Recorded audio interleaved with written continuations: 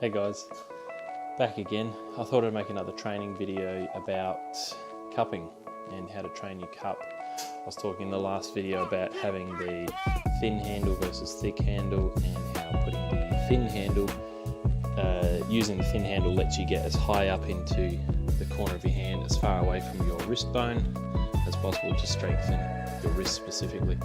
Thought I'd go and show you how to train that and how to do it. Some specifics so that you don't get pain and that you can just improve your strength in your wrist without any pain, basically. So with that, I've got a dumbbell basically just empty here by itself.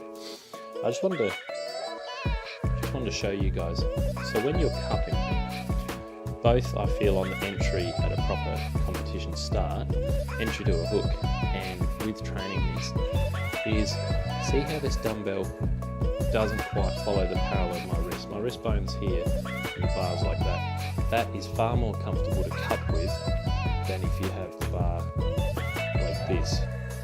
The reason being is that it sits nicer in your hand. It lets you do this with the bottom of your hand, and that is really important to being able to turn that hook in and sink it down.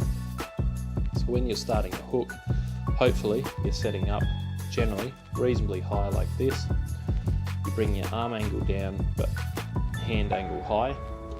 This allows you to get a little bit past your opponent, and with supination, seeing your palm, supination allows you to get most of your cup and chop through supination without actually having to cup a lot, like this. And the way we're going to train that is with this bar. So when it's like this, you can see how my hands are already starting to angle that way. This will allow you to cup in like this. The other thing is, I find it very painful and hard to cup perfectly flat. I don't know if that's hard to explain.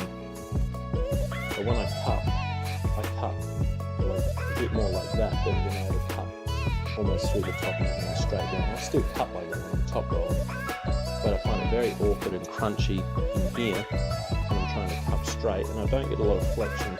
However, when I'm like this, and I turn in a bit like this, you can see my flexion is basically 90 degrees instead of here. So I get more when I'm trying to cup like this than just like this. So I hope that makes sense. I'll pause it and go into the exercise here. Hopefully from this angle you can see exactly what I mean. I'm resting here on a towel, so it gives my two bones here a little bit of movement like this.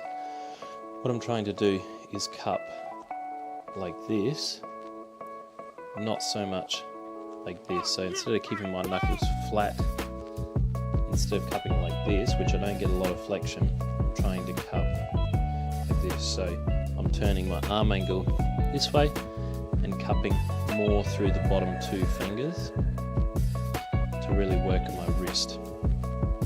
And I believe that will translate all the way across to your top roll and everything. It will just strengthen your wrist overall. And generally when you're training hard for your cup is to allow you access to a hook or a high hook or to improve your top roll. A lot of that is through the base of the hand. It's really important. So cupping like this, I'll try and move the angle down.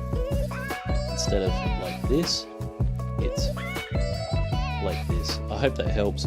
I get far less crunching in my wrist. I can lift a lot heavier weight doing this, and my wrist strength improves overall. And I think that's the main thing. If you can find a way to train this without causing pain and crunching, that's probably the right way for your body. So I hope that helps. If you like this video, give it a thumbs up, subscribe, and keep an eye out for future videos on arm wrestling training.